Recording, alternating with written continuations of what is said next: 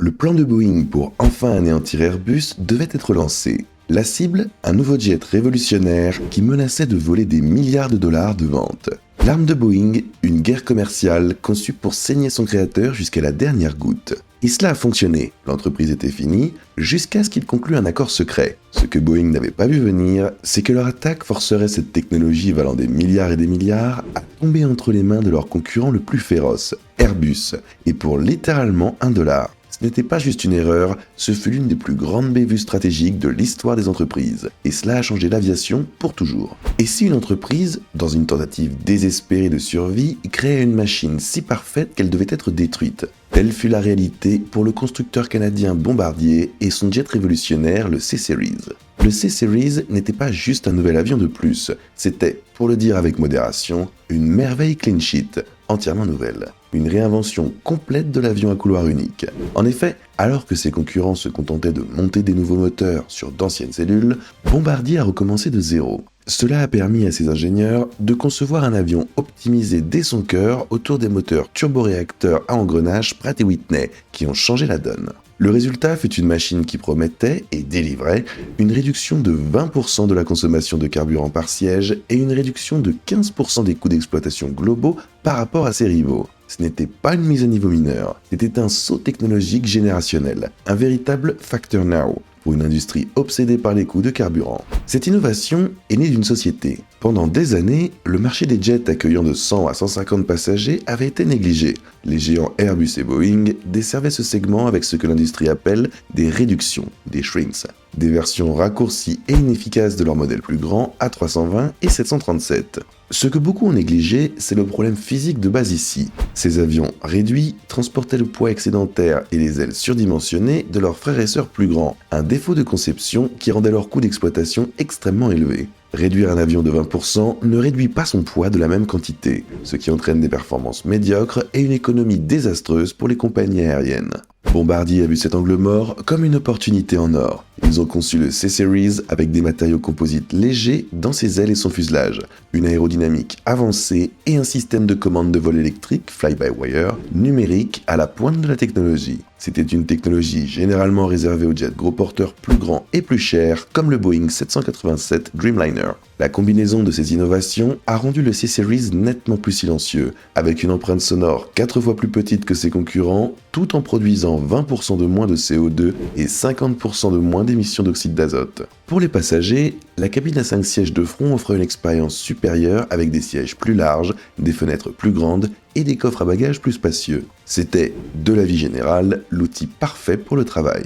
Mais c'est ici que l'histoire devient vraiment intéressante. Le saut technologique était si significatif qu'il a forcé toute l'industrie à réagir. Les gains d'efficacité promis par le C-Series ont paniqué Airbus, l'incitant à accélérer son propre programme A320neo remotorisé, une manœuvre défensive pour protéger sa part de marché. L'existence même du jet de Bombardier a remodelé le paysage stratégique avant même qu'il ne transporte un seul passager. Cet avion était un chef-d'œuvre, et c'est précisément pourquoi il est devenu une cible. Ce n'était pas juste une menace pour les petits rivaux de Bombardier, c'était une menace directe pour le duopole le plus rentable au monde. Le C-Series était si efficace qu'il n'était pas seulement meilleur que les petits avions offerts par Boeing et Airbus, il commençait à paraître meilleur que l'extrémité inférieure de leur principale source de revenus, le 737 et l'A320. Boeing, en particulier, avait un problème. Toute sa stratégie reposait sur le 737, une conception de cellules remontant aux années 60. Ce nouveau jet canadien le faisait paraître archaïque. Boeing savait qu'il ne pourrait pas rivaliser sur la technologie, alors il a décidé de rivaliser au tribunal. Le plan était simple, si vous ne pouvez pas battre la machine, détruisez l'entreprise qui l'a construit. Mais cette brillance technologique avait un prix si élevé qu'il menacerait non seulement de ruiner son créateur, mais qu'il peindrait également une cible sur son dos, invitant à une attaque d'un titan de l'industrie qui préférait le voir détruit plutôt que de rivaliser avec lui. Mais l'avion parfait avait un défaut paralysant et fatal. Alors que le C-Series était un triomphe d'ingénierie, ce fut une catastrophe programmatique et financière pour Bombardier. Ce que personne ne vous dit à propos de la construction d'un avion révolutionnaire, c'est que le coût est presque impossible à prédire. L'ambition de créer un avion capable de dominer le monde à partir d'une feuille blanche a poussé l'entreprise bien au-delà de ses limites opérationnelles et financières. Le programme a été affligé de retards angoissants et de dépassements de coûts stupéfiants, terminant finalement avec 2 ans et demi de retard et au moins 2,2 milliards de dollars au-dessus de son budget initial. Au moment où le jet fut finalement certifié, le coût total de développement avait dépassé les 5,4 milliards de dollars. C'était une somme écrasante, presque inimaginable pour une entreprise de la taille de Bombardier. Les retombées financières furent dévastatrices. Fin 2015, Bombardier fut forcé de procéder à une dépréciation massive de 4,1 milliards de dollars sur le C-Series et d'autres programmes. L'épuisement incessant des liquidités a forcé des licenciements massifs et l'annulation d'autres projets prometteurs juste pour rester à flot. La dette à long terme de l'entreprise a grimpé à plus de 9 milliards de dollars et sa cote de crédit a été rétrogradée profondément au statut de junk, rendant incroyablement coûteux le fait de lever de nouveaux capitaux. Selon toutes les mesures financières, Bombardier était au bord de l'effondrement, maintenu en vie uniquement par une bouée de sauvetage de soutien gouvernemental. Cependant, un rebondissement surprenant s'est révélé. Ce soutien, principalement des gouvernements du Québec et du Canada, était une épée à double tranchant. Une injection de capitaux critique d'1 milliard de dollars du Québec et des centaines de millions en prêts fédéraux ont sauvé le programme de l'extinction. Mais ils ont aussi peint une cible géante et immanquable sur le dos de Bombardier. À l'échelle internationale, ces fonds étaient considérés comme des subventions injustes. C'était la munition légale parfaite pour tout concurrent désireux de lancer une guerre commerciale. L'entreprise était prise dans un cercle vicieux. Sa faiblesse financière fut impitoyablement transformée en arme par ses rivaux. Beaucoup de gens sont passionnés par le légendaire chef des ventes d'Airbus, John Leahy. Il a fréquemment et publiquement écarté le C-Series comme un joli petit avion destiné à devenir un orphelin lorsque Bombardier sombrerait inévitablement. Ce récit était un puissant outil de marketing qui a créé une prophétie autoréalisatrice. Ce que la plupart des gens ont manqué, c'est comment, en semant le doute sur l'avenir de Bombardier, Airbus et Boeing ont rendu plus difficile pour l'entreprise canadienne d'obtenir les ventes même dont elles avaient besoin pour garantir cet avenir. C'était une stratégie de guerre psychologique, exploitant les craintes légitimes des compagnies aériennes prenant une décision de flotte pour 30 ans. Le plus grand avantage du duopole n'était pas leurs propres avions, c'était leur capacité à simplement survivre et à saper la confiance dans un concurrent financièrement épuisé, bien que technologiquement bruyant. Bombardier était dans les cordes, ayant besoin d'une vente massive et décisive pour prouver au monde qu'il se trompait. Et en 2016, ils l'ont obtenu. Mais ce qu'ils ne savaient pas, c'est que ce moment de triomphe venait de sonner l'alarme chez Boeing. La bouée de sauvetage est arrivée le 28 avril 2016. Delta Airlines, l'un des transporteurs les plus grands et les plus prestigieux du monde, a passé une commande ferme de 75 avions CS-100, avec des options pour 50 de plus. Ce fut une validation historique de la conception de l'avion et une puissante réfutation du récit de l'orphelin. Pour Bombardier, ce fut un moment de pur triomphe qui promettait d'ouvrir les vannes aux commandes d'autres compagnies aériennes de premier plan. Pour Boeing, ce fut le déclenchement d'une alerte maximale. L'accord, cependant, était un pari calculé né du désespoir. Le fait peu connu est que, pour s'assurer un client pilier, Bombardier a offert une remise massive, à sa perte. Dans sa pétition commerciale subséquente, Boeing a allégué que Bombardier avait vendu l'avion à Delta pour seulement 19,6 millions de dollars chacun. Ce chiffre, affirmait-il, était de 41% inférieur au coût de production réel de 33,2 millions de dollars. Bombardier a même reconnu les pertes initiales, enregistrant une provision pour contrat onéreux d'environ 500 millions de dollars en lien avec l'accord. Ce seul acte de survie a fourni à Boeing la munition parfaite pour sa plainte. Boeing percevait la commande de Delta non pas comme une seule vente perdue, mais comme l'établissement d'une tête de pont stratégique pour un nouveau concurrent dangereux sur son marché intérieur. La crainte était que le saut d'approbation de Delta légitime le C-Series à l'échelle mondiale, menaçant la viabilité de l'offre propre de Boeing dans ce segment, le 737 MAX 7. Le vice-président de Boeing, Ray Connor, a exprimé cette crainte en termes clairs. Il ne faudra qu'une ou deux ventes perdues impliquant des clients américains avant que la viabilité commerciale du MAX 7 ne devienne très douteuse. Les projections internes suggéraient que Bombardier visait à capter la moitié du marché, ce qui coûterait à Boeing environ 330 millions de dollars de revenus par an. Mais la véritable histoire était sur le point de se dérouler. Un an jour pour jour après la commande de Delta, Boeing a lancé sa contre-offensive. Il a déposé une pétition formelle auprès du gouvernement américain, construite sur deux piliers légaux. Des droits compensateurs, pour punir les subventions canadiennes, et des droits anti-dumping pour sanctionner le prix bas offert à Delta. La stratégie consistait à utiliser toute la force de la loi commerciale américaine comme une arme corporative. Comme Boeing l'avait probablement anticipé, il a remporté une victoire retentissante, bien que temporaire. Après des mois d'enquête, le département américain du commerce a annoncé ses conclusions à l'automne 2017. Il a calculé un tarif préliminaire combiné stupéfiant de près de 300% sur chaque jet C-Series. La décision fut saluée comme une victoire pour la politique commerciale American First, mais en réalité, ce fut un coup dévastateur pour le C-Series sur le plus grand marché de l'aviation au monde. L'ensemble de l'affaire, cependant, reposait sur une décision finale d'un autre organisme gouvernemental, la Commission du commerce international des États-Unis, USITC. Cette commission était chargée de répondre à une question plus simple et plus fondamentale.